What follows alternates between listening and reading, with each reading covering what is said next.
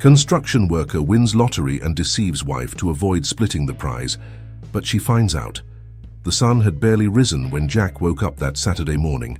The 45-year-old man, with hands calloused from years of hard work as a construction worker, stretched in the simple bed he shared with Sarah, his 37-year-old wife.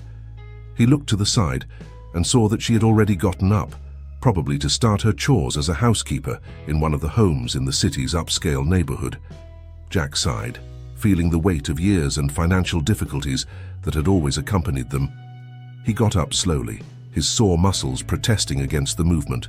He walked to the small kitchen of his modest house, a simple construction he had built with his own hands in the backyard of his now deceased parents' property. As he prepared a strong coffee, Jack reflected on his life. He and Sarah had been together for almost 2 decades, having met when they were young at a community dance. Love blossomed quickly between them, and soon they were married, dreaming of a future full of achievements and happiness. However, reality proved to be very different from the dreams of youth. Financial difficulties were a constant in their lives, with Jack working tirelessly on construction sites around the city, and Sarah juggling cleaning services to supplement the family income. Despite all their efforts, they could barely pay the bills at the end of the month. Jack took a sip of the bitter coffee, feeling even more melancholic. He loved Sarah, but sometimes wondered if she didn't deserve better, someone who could provide her with a more comfortable life. He shook his head, pushing those thoughts away. They had made vows to stay together in joy and sorrow, in wealth and poverty. Determined to improve his mood, Jack picked up the newspaper on the table. It was yesterday's edition, which Sarah had brought from the house where she worked. He flipped distractedly through the pages until his eyes fixed on a colorful advertisement that occupied half a page. It was the result of the state lottery. With a sigh, Jack took out the ticket he had bought the previous week. It was a habit he had maintained for years, always playing the same numbers, a combination that included his and Sarah's birth dates as well as their wedding day. He knew the chances were slim, but that small weekly expense was the only luxury he allowed himself, feeding the dream of a better life. His eyes scanned the numbers on the ticket, and then those in the newspaper. Once, twice, 3 times. Jack's heart began to race and he felt his hands trembling. He couldn't believe what he was seeing. The numbers were exactly the same. He had won the lottery. Jack jumped up, knocking over the chair in the process. His first impulse was to shout, to call Sarah, to share the incredible news, but something held him back. A voice in his mind, one he didn't recognize as his own, whispered a tempting idea. What if he kept the secret to himself?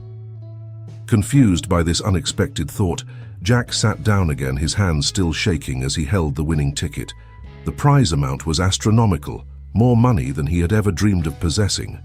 It could completely change his life, fulfill all the dreams he had abandoned over the years. But what about Sarah? Didn't she deserve to share in this fortune? After all, they had built a life together, faced all difficulties side by side. However, the more Jack thought about it, the stronger the idea of keeping all the money for himself became in his mind. He began to imagine all the things he could do, all the places he could visit, all the experiences he could have. And in none of these fantasies was Sarah present. It was as if, suddenly, she had become an obstacle between him and the life he had always wanted. Jack spent the rest of the day in a state of agitation, alternating between the euphoria of victory and the guilt of considering hiding everything from Sarah. When she arrived home late in the afternoon, exhausted after a long day of work, he could barely look her in the eye. "Is everything okay, Jack?" Sarah asked, noticing her husband's strange behavior. "Yes, yes," he replied quickly, forcing a smile. "I'm just a little tired." Sarah nodded, understanding as always. "I'll prepare dinner. Did you work today?" Jack shook his head. "No, there was no work today. I just stayed at home." As Sarah moved around the small kitchen, Jack watched her, feeling a mixture of love and resentment. She was a good wife, always dedicated and caring. But now, with the prospect of a new life before him, Jack wondered if that was enough. The following days were torment for Jack. He hid the winning ticket in different places around the house, constantly paranoid that Sarah might find it.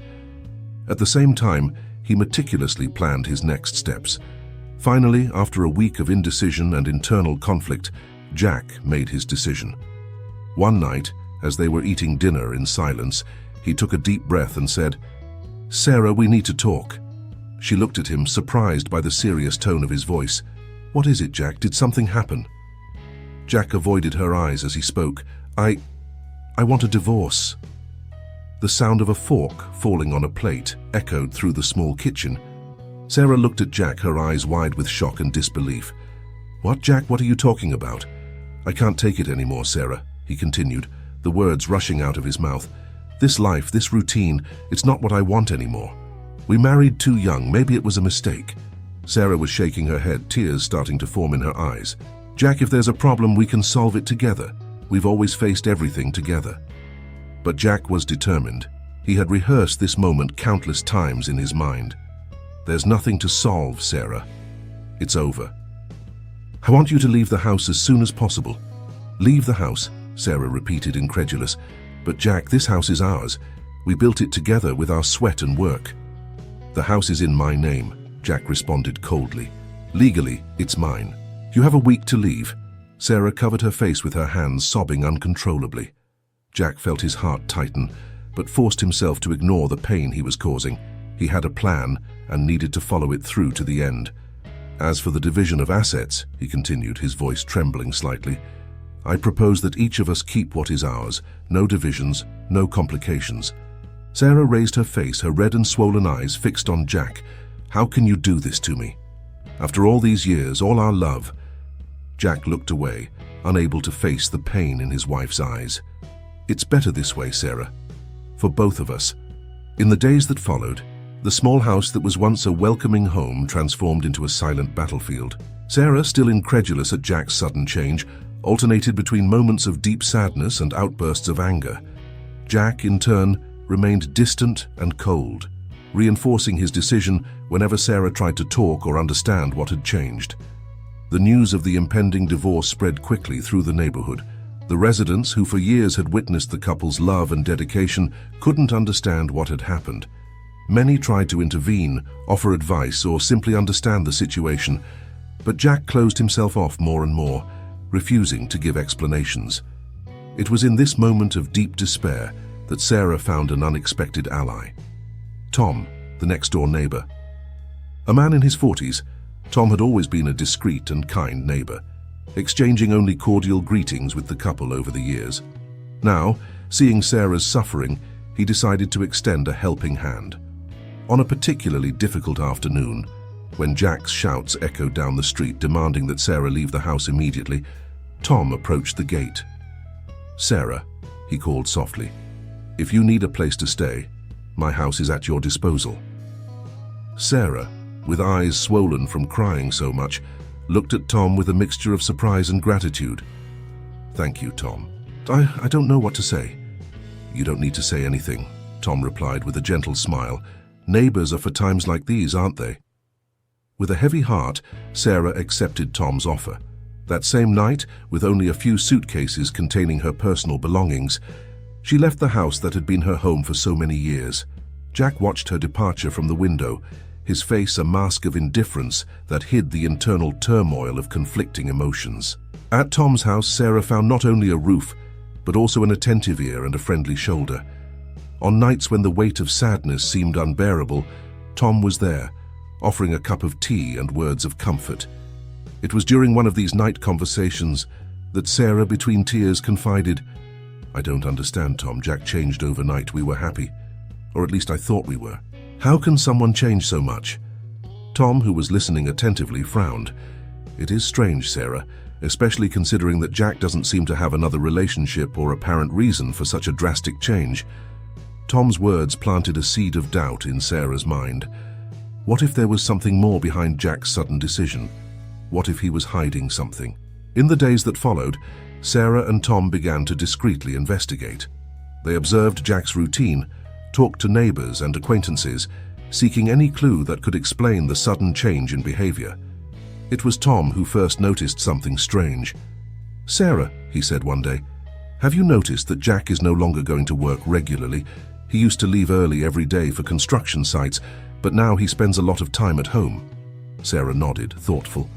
It's true. And when he does go out, he always seems hurried and secretive. The investigation took a new turn when one afternoon Tom saw Jack leaving the house carrying a small box. Curious, he discreetly followed him and saw him entering a bank in the city center. Sarah, Tom said upon returning, I think we've discovered something. Jack went to the bank today carrying a box. He stayed in there for hours.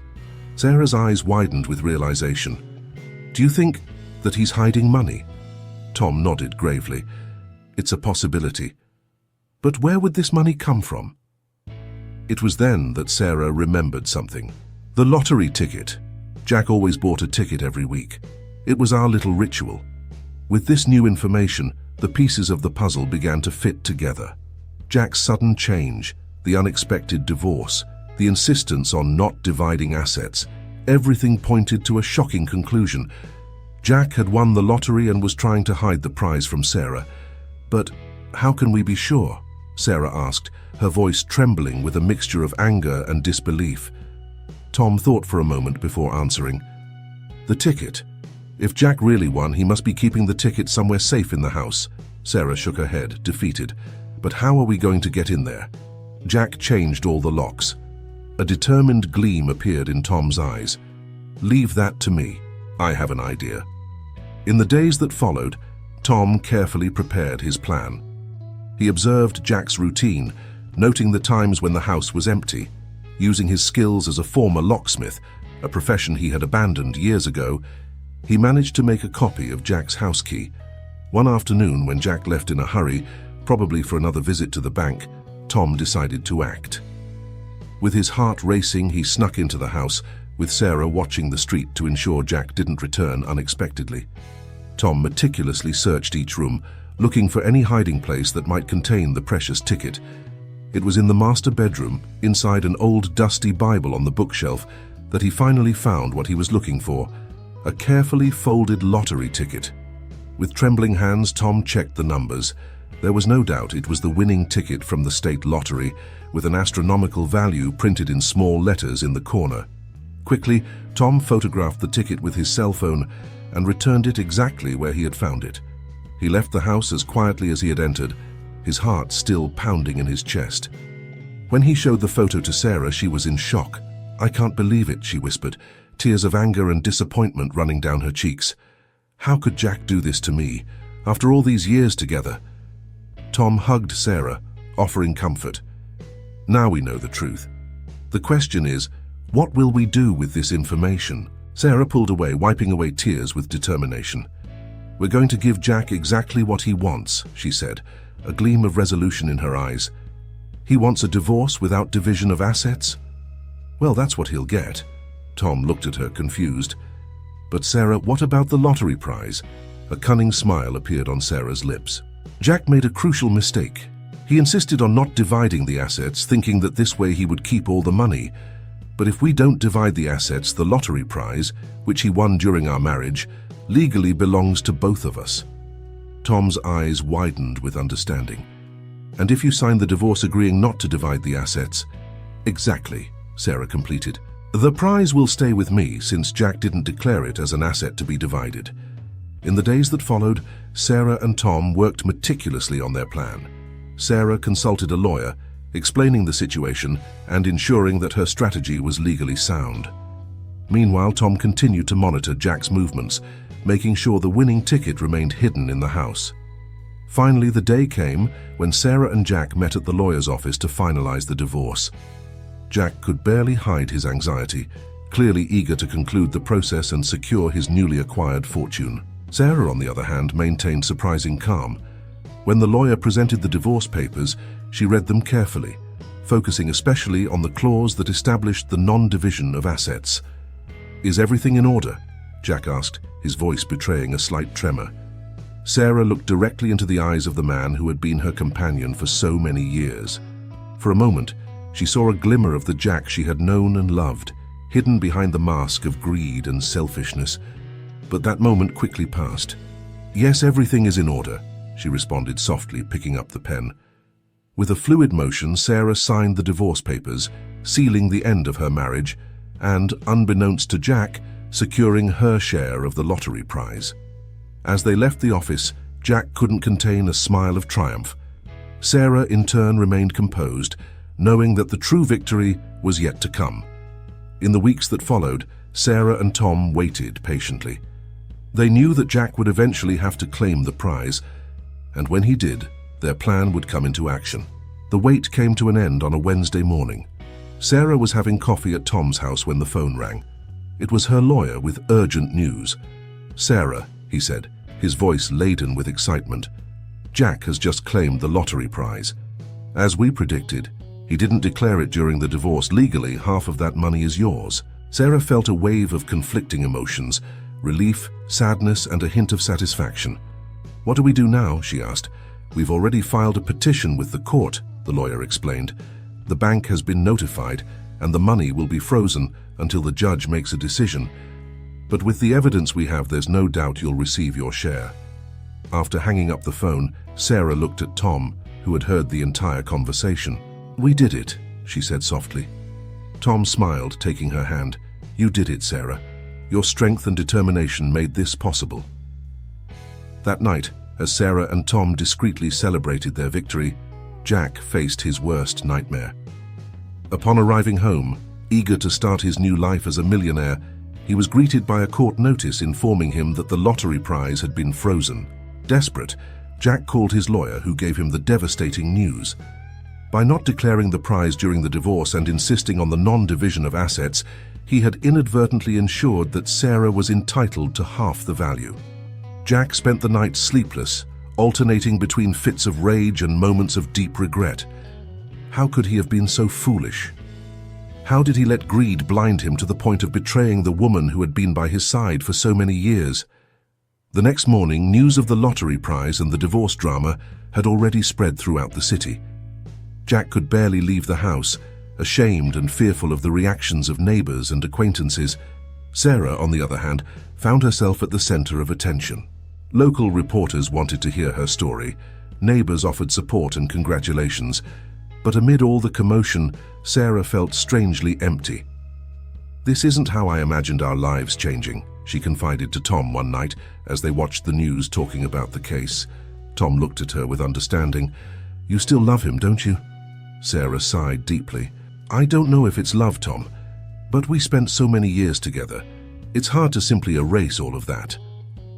It was at this moment that the news anchor said something that caught both their attention. If you've watched this far, please consider subscribing to the channel and comment where you live. Back to the story. Sarah and Tom exchanged a surprised look at the unusual interruption, but quickly turned their attention back to the report. In the days that followed, as the legal process took its course, Sarah found herself reflecting deeply on her life and her choices. The money she had longed for over the years was now within her reach, but at what cost? Tom, always present and supportive, became a fundamental pillar of support for Sarah. Their nightly conversations, once centered on pain and betrayal, now turned to the future and the possibilities that were opening up. "What do you plan to do with your share of the prize, Sarah?" Tom asked one night as they shared a cup of tea. Sarah was silent for a moment, contemplating the question. "You know, Tom, I spent so much time dreaming about what I would do if I had money. But now that I have it, I realize that the most important thing isn't what I can buy, but how I can use this to make a difference." Tom smiled, admiring Sarah's strength and wisdom. "You have an incredible heart, Sarah, even after everything you've been through." It was at this moment that Sarah made a decision that would surprise everyone. "Tom," she said, her voice firm with resolution, "I think I know what I want to do. But I'll need your help." In the weeks that followed, Sarah and Tom worked tirelessly on a plan that no one could have predicted. Meanwhile, the legal process followed its course, and finally the day came when the judge announced his decision. As expected, half of the lottery prize was officially awarded to Sarah. The news exploded in the local media. Everyone expected to see Sarah celebrating her victory, perhaps planning a life of luxury and extravagance. But Sarah had other plans. On a sunny morning, she called a press conference in the small city park. Journalists, neighbors, and curious onlookers gathered, eager to hear what she had to say. To everyone's surprise, Jack was also there, looking haggard and ashamed. Sarah climbed onto a small improvised platform, with Tom by her side offering silent support. She took a deep breath and began to speak. "Good afternoon, everyone. Thank you for coming. In recent months, our community has witnessed a story of greed, betrayal, and pain, a story that unfortunately had me and my ex-husband, Jack, as protagonists." She paused, her eyes meeting Jack's in the crowd. He looked away, unable to hold her gaze. Many expected me to use this moment for revenge, to humiliate Jack or to boast about my legal victory. But the truth is, there is no real victory in this situation. We all lost something precious: trust, love, dignity. A murmur ran through the crowd, and Sarah saw tears in the eyes of some people. That's why I'm here today, not to celebrate, but to try to fix what was broken. Not just in my life, but in the life of our community. Sarah paused again, exchanging a look with Tom, who nodded encouragingly. "I've decided to donate half of my prize to create a foundation that will help families in need in our city. We want to offer financial, educational, and emotional support to those who are going through difficult times, just as I went through."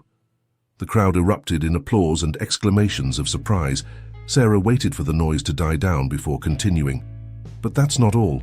Jack," she said, looking directly at her ex-husband, "I know you're suffering too. I know your actions were driven by the desperation of a life of hardship. That's why I want to offer you the opportunity to redeem yourself." Jack looked at her, his eyes wide with surprise and confusion. "I'm offering you a position in the foundation. Your experience as a construction worker will be valuable in renovation and construction projects for needy families. Additionally, I'm willing to share a part of the prize with you, not out of legal obligation, but as a gesture of forgiveness and hope for the future." The silence that followed was deafening. All eyes turned to Jack, waiting for his reaction. For a long moment he stood motionless, tears silently streaming down his face. Then, slowly, Jack walked towards the platform. Sarah came down to meet him, and they stood face to face, years of shared history hanging between them. "Sarah," Jack said, his voice choked, "I don't deserve your forgiveness." "What I did was unforgivable," Sarah smiled softly. "Forgiveness isn't something we deserve, Jack. It's something we offer even when it's difficult, especially when it's difficult."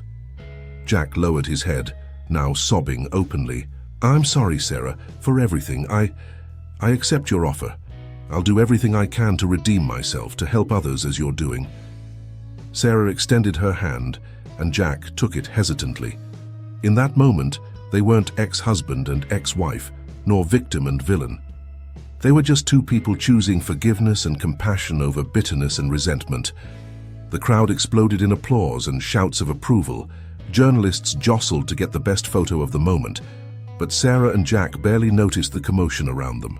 Tom watched the scene with a mixture of admiration and a bittersweet feeling. He had fallen in love with Sarah during the time he supported her, but seeing the nobility of her character at that moment, he understood that his role was to be a friend and ally, not a romantic interest. In the months that followed, the small city saw a remarkable transformation.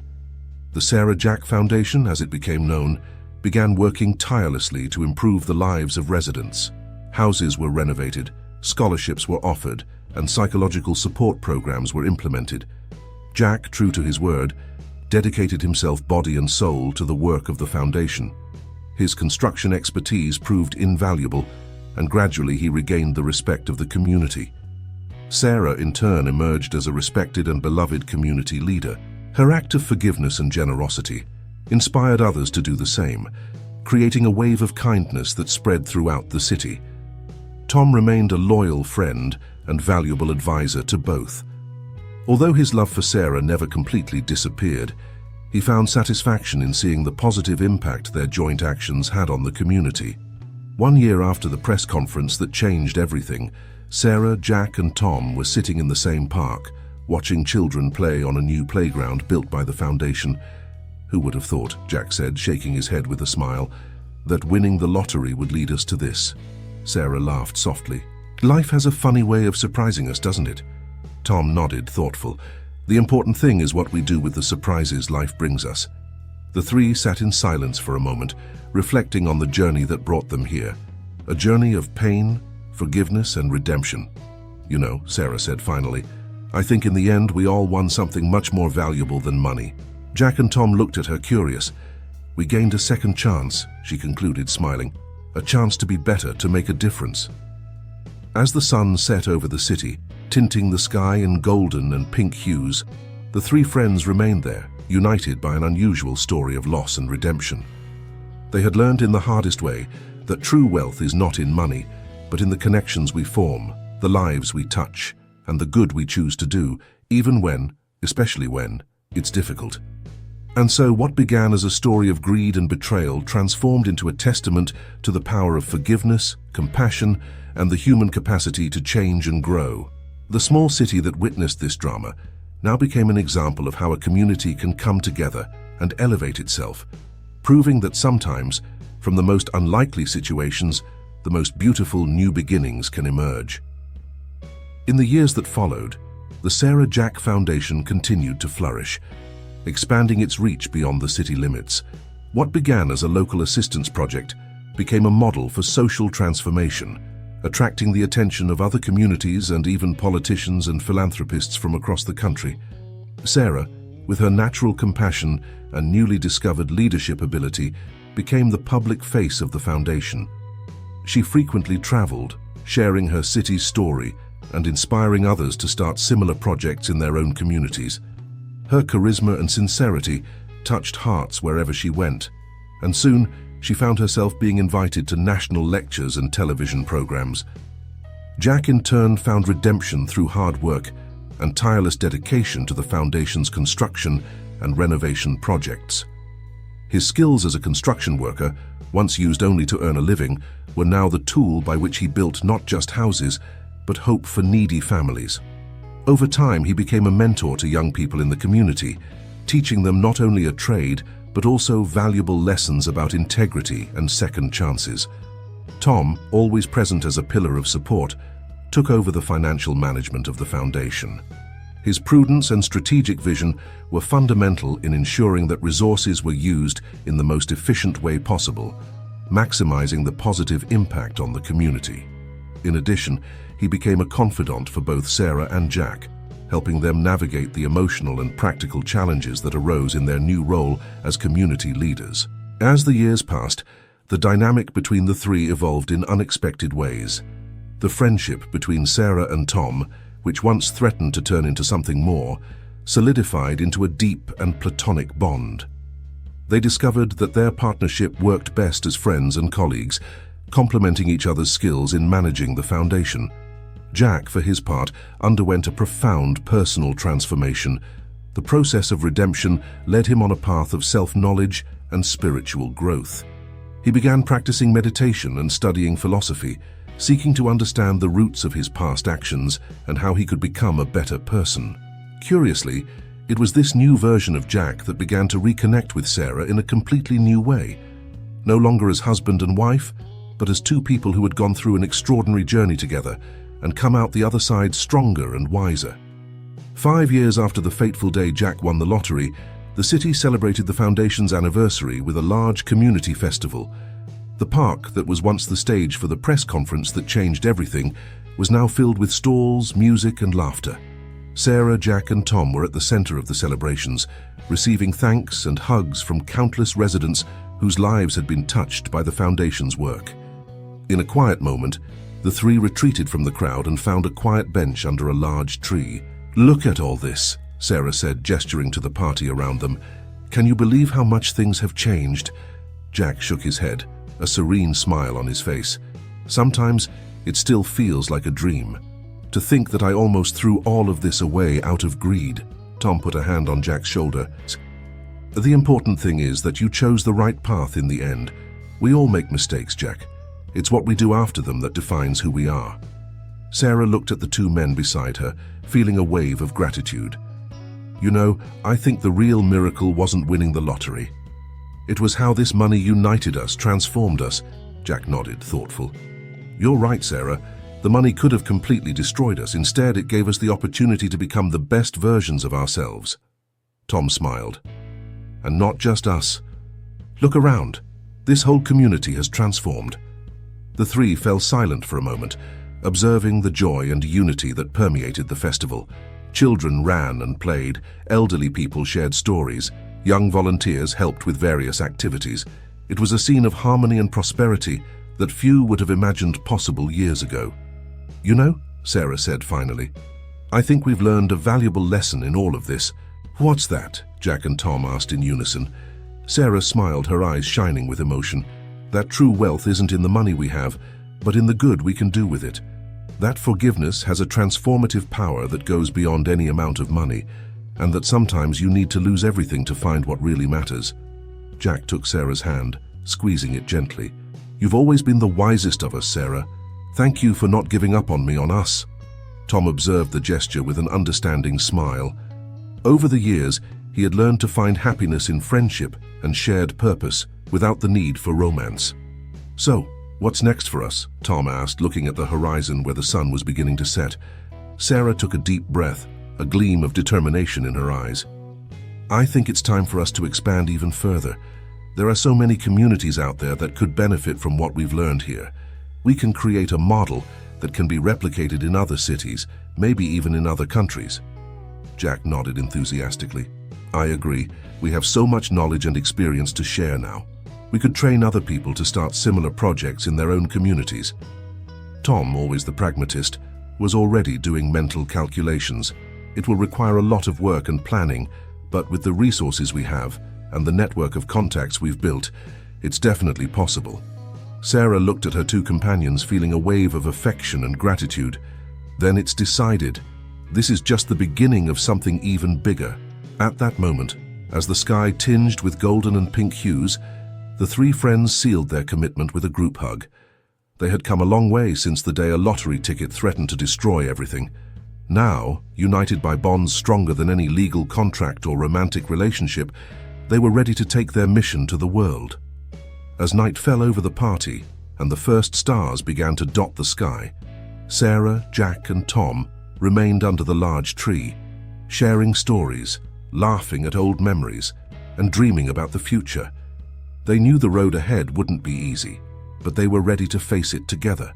And so, the story that began with an act of selfishness and betrayal transformed into a saga of redemption, forgiveness, and shared purpose. And the lottery prize, which once threatened to destroy lives, became the seed of a change that would continue to grow and flourish for many years to come. As the party continued around them, full of joy and hope, Sarah, Jack, and Tom knew they had found something much more valuable than any amount of money. They had found a purpose, a chosen family, and the opportunity to make a real difference in the world. And in the end, that was the true wealth, one that no lottery ticket could buy, but that they had earned through tears, forgiveness, and an unwavering commitment to do good. It was a treasure that would continue to grow and multiply, touching lives and transforming communities long after the last cent of the lottery prize had been spent.